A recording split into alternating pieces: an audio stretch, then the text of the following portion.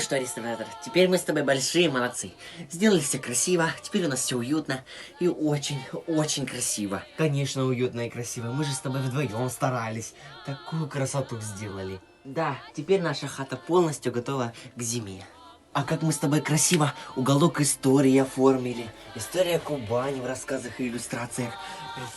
Это стихи Лермонтова. Рисунок хаты, и не один.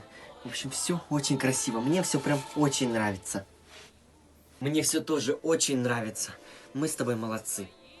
Судьбою, пускай связать я не смогла,